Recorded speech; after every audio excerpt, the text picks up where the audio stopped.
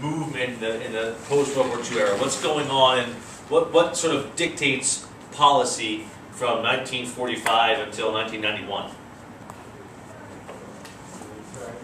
Andrew, what dictates policy between 1945 and 1991? The conflict between East and West, basically the Cold War. The Cold War, right? The Cold War conflict, right? This is the ideological backdrop for this sort of dilemma that we're talking about, right? So take out your notebooks and let's get to work on the Cold War. That's right. Oh, back.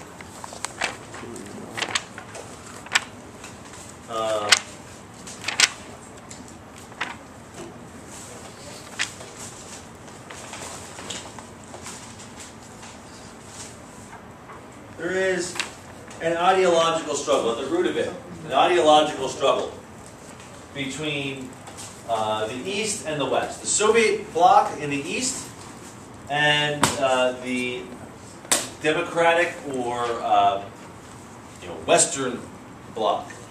Okay, so you have the ideology of communism, which is highlighted by socialist ideology. You guys know about this, right? The eradication of private property, the nationalization of all industry, and the idea that of sort of cooperation among a citizen and sort of submission of citizens to the I don't want to say whims, but to the policies of Soviet or communist government, right?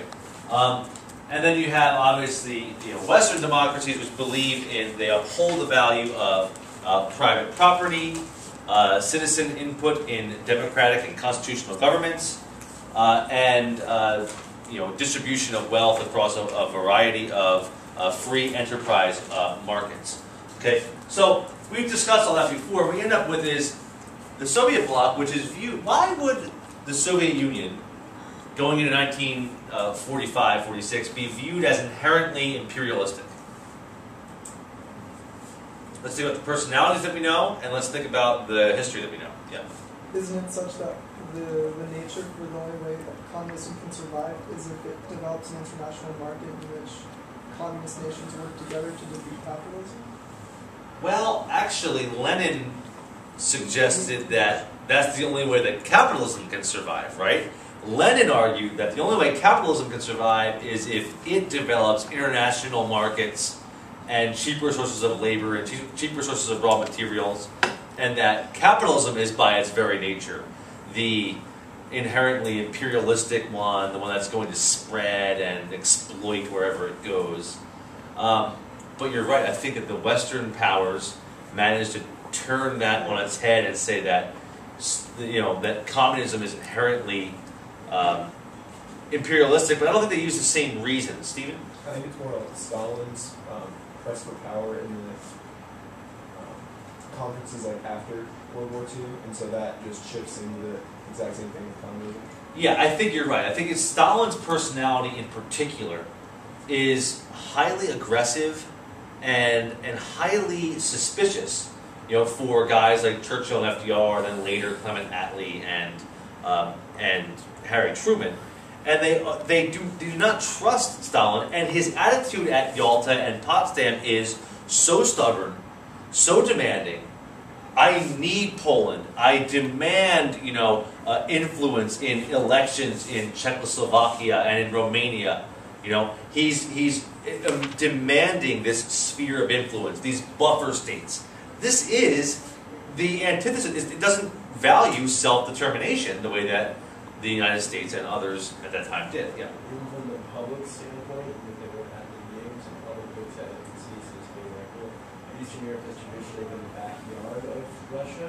It's the idea that now Russia's just going to be sitting and occupying this place. Well, it looks like imperialism, it must be imperialism. Yeah, right. Exactly. This notion that if it looks like a duck, and walks like a duck, and quacks like a duck, then it's probably a duck. And Stalin is viewed that way. Like he looks like this sort of gigantic imperialist in the post-World War II, in World War II, the end of World War II, and then beyond. And then also, coupled up with the fact that that's part of the reason why a lot of the Western democracies, especially England and France, began their process of decolonization. Decolonization became unpopular because of the colonization that the Soviet Union was doing in Eastern Europe, also because it became extremely expensive. Okay, but anyway, you get this notion of the Iron Curtain and this constant spreading of communism. In reality, though, it goes back even further than that. It goes back even before Stalin to Lenin and Trotsky, okay, and the establishment of what policy in the Soviet Union that supported the spread of communism worldwide? The Comintern, right? The Comintern, Communist International. The Comintern. In 1921, Lenin and Trotsky established the Comintern, which is short for Communist International.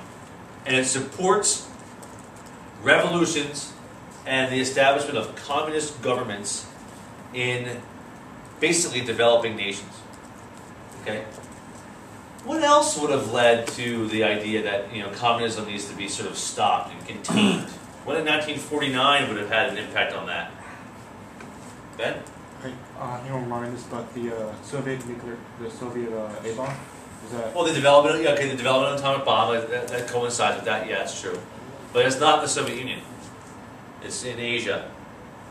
What happens in 1949 in Asia? John? Mao Zedong's revolution, okay, over Chiang Kai-shek.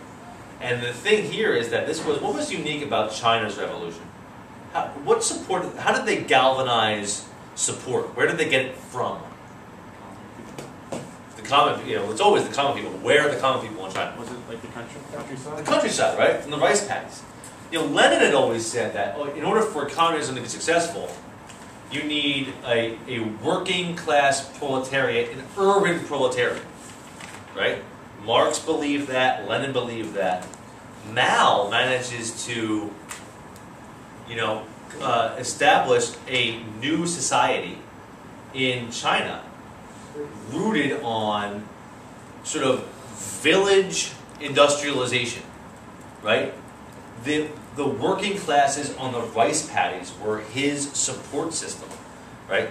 And this alliance between the Sino-Soviet alliance, Stalin and Mao, was viewed with great trepidation by the Western powers, right? You have these two gigantic, highly populated, and different views of communism successful by 1949. We need to combat this somehow, okay? And this is going to dictate Cold War policy as well. All right, but that's going to happen a little bit later. So the methodologies are going to be a little bit different. We look at the espionage, the KGB of the Soviet Union versus the CIA of America. You look at the arms race, the sort of the brinksmanship of nuclear arsenals. And then we have the ideological competition for the hearts and minds of third world territories. And that's going to be the sort of playing field for this war. The Cold War is fought not between the United States and the Soviet Union directly. Okay, that's why it's cold, right? But the heat is turned up when we deal with conflicts in Latin America, when we deal with conflicts in the Middle East, in Egypt, when we deal with conflicts in Korea, when we deal with conflicts in Vietnam. That's where these proxy wars are fought, okay? And it's really economic in a lot of ways. Okay, and then obviously we had the bipolarization of Europe. And this is the key here. In 1949, Western democratic nations established NATO, the North Atlantic Treaty Organization. Okay?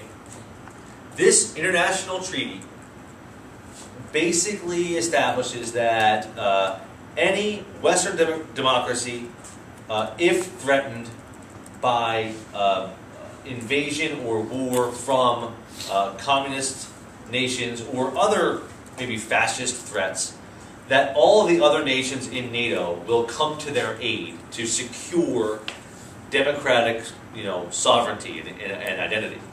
Okay? In 1955, sort of in response to NATO, the Soviet Union and its allies established the Warsaw Pact, which is named after the Polish capital, Warsaw. Which is basically the same thing, that they have the right to intervene in each other's politics if there are democratic revolutions happening in those states, right? Any threat to the socialist ideology. All right? And that's the key. That's really the key thing here: NATO versus the Warsaw Pact, right? And this idea of sort of this multinational organization that will come to the aid of one another. Okay, so you see how the Iron